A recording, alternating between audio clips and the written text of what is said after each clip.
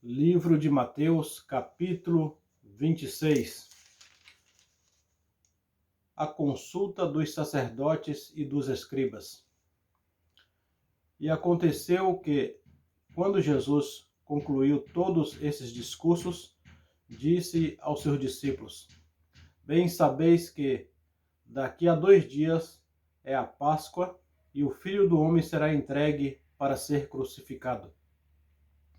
Depois os príncipes dos sacerdotes e os escribas e os anciãos do povo reuniram-se na sala do sumo sacerdote, o qual se chamava Caifás, e consultaram-se mutuamente para prenderem Jesus com dolo e o matarem.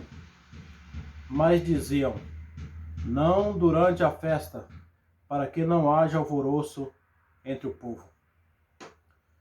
O jantar em Betânia. E, estando Jesus em Betânia, em casa de Simão, o leproso, aproximou dele uma mulher com um vaso de alabastro, com unguento de grande valor, e derramou-lhe sobre a cabeça, quando ele estava sentado à mesa. E os seus discípulos, vendo isso, indignaram-se, dizendo: por que este desperdício?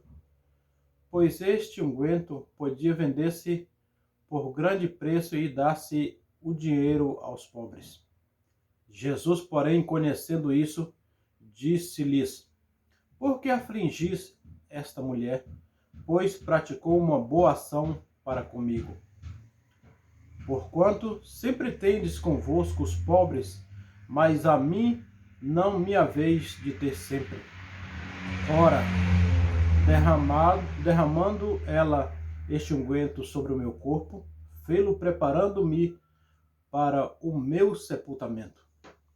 Em verdade vos digo que, onde quer que este evangelho for pregado em todo o mundo, também será referido o que ela fez para a memória sua.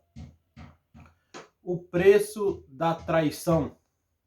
Então um dos 12, chamado Judas Iscariotes, foi ter com os príncipes dos sacerdotes e disse: que me quereis dar, e eu vos-lo entregarei? E eles lhes pesaram 30 moedas de prata, e desde então buscava oportunidade para o entregar. A última Páscoa e a Santa Ceia. E no primeiro dia da festa dos pães asmos, chegaram os discípulos junto a Jesus, dizendo: onde queres que preparemos a comida da Páscoa? E ele disse: ide à cidade a um certo homem e dizei-lhe: o mestre diz, o meu tempo está próximo, em tua casa celebrarei a Páscoa com meus discípulos. E os discípulos fizeram como Jesus lhes ordenara e prepararam a Páscoa. E, chegada a tarde, assentou-se à mesa com os 12. E, quando eles comiam, disse: em verdade vos digo que um de vós me há de trair. E eles, entristecendo-se muito, começaram um por um a dizer-lhe: porventura sou eu, Senhor? E ele respondendo disse: o que mete comigo a mão no prato, esse me há de trair. Em verdade o Filho do Homem vai, como acerca dele está escrito, mas ai daquele homem por quem o Filho do Homem é traído. Bom seria que esse homem se não houvera nascido. E respondendo Judas, o que o traía, disse: porventura sou eu, Rabi? Ele disse: tu o disseste. Enquanto comia, Jesus tomou o pão e, abençoando-o, partiu e o deu aos seus discípulos e disse: Tomai, comei, isto é o meu corpo. E tomando o cálice e dando graças, deu-lhe, dizendo: Bebei dele todos, porque isto é o meu sangue, o sangue do Novo Testamento que é derramado por muitos, por remissão dos pecados. E digo-vos que, desde agora, não beberei deste fruto da vide até aquele dia em que eu beba de novo convosco no reino do meu Pai. E, tendo cantado um hino, saíram para o Monte das Oliveiras. Pedro é avisado.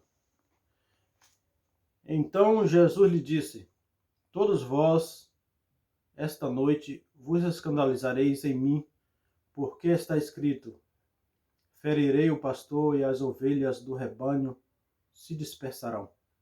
Mas, depois de eu ressuscitar, irei adiante de vós para a Galileia.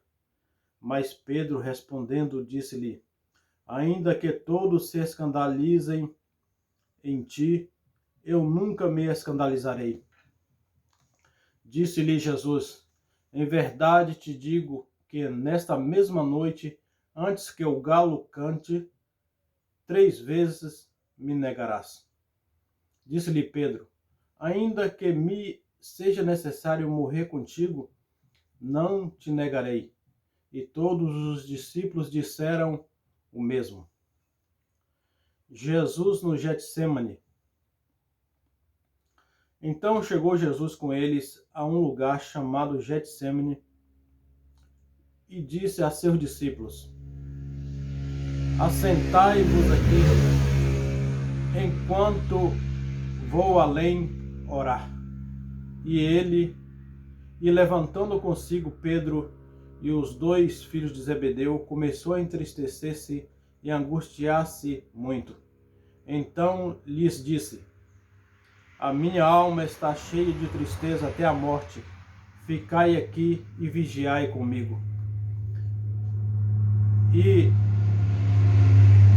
indo um pouco adiante, prostrou-se sobre o seu rosto, orando e dizendo: Meu Pai, se é possível, passa de mim este cálice. Todavia, não seja como eu quero, mas como tu queres. E voltando para os seus discípulos, achou-os adormecidos e disse a Pedro: Então, nenhuma hora pudeste vigiar comigo? Vigiai e orai, para que não entreis em tentação. Na verdade, o espírito está pronto, mas a carne é fraca. E, indo segunda vez, orou, dizendo: Meu Pai, se este cálice não pode passar de mim sem eu beber, faça-se a tua vontade. E voltando, achou-os outra vez adormecidos, porque os seus olhos estavam carregados.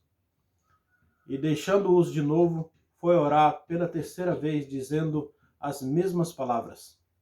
Então chegou junto dos seus discípulos e disse-lhes: Dormi agora e repousai.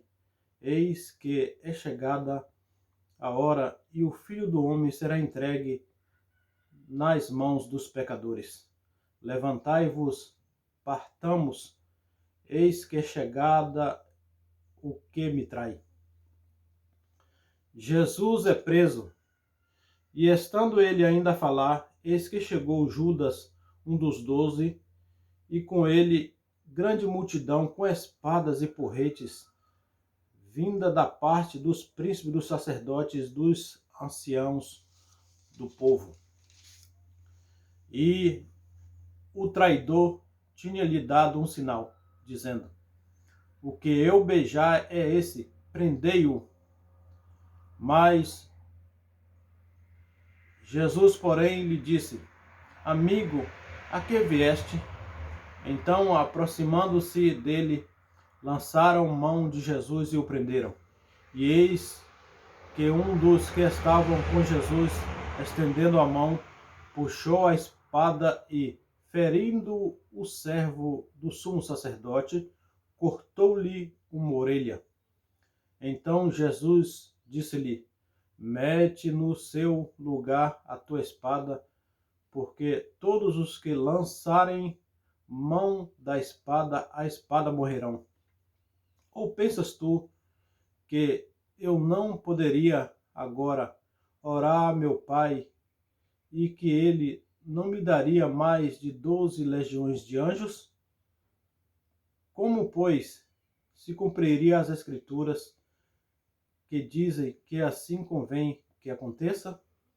Então disse Jesus à multidão: saístes como para um salteador com espadas e porretes para me prender? Todos os dias me assentava junto de vós, ensinando no templo, e não me prendestes. Mas tudo isso aconteceu para que se cumpriu a escritura dos profetas.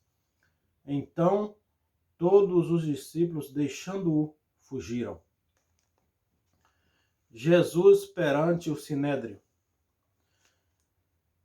E os que prenderam Jesus o conduziram à casa do sumo sacerdote Caifás, onde os escribas e os anciãos estavam reunidos.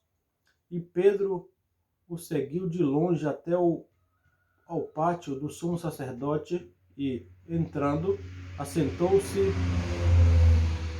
entre os criados para ver o fim.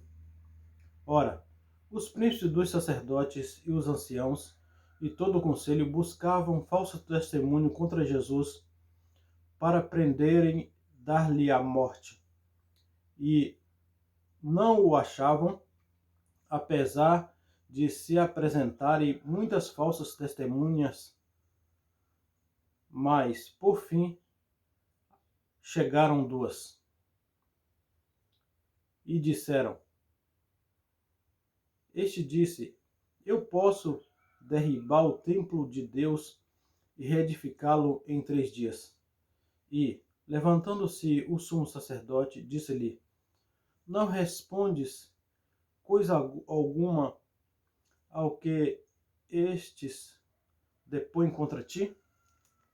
E Jesus, porém, guardava silêncio, e assistindo o sumo sacerdote disse: conjuro-te pelo Deus vivo, que não digas se tu és o Cristo, o Filho de Deus. Que nos digas que tu és o Filho, o Cristo de Deus. Disse-lhe Jesus: tu o dissestes. Digo-vos, porém, que vereis em breve o Filho do Homem assentado à direita do Todo-Poderoso e vindo sobre ele as nuvens do céu.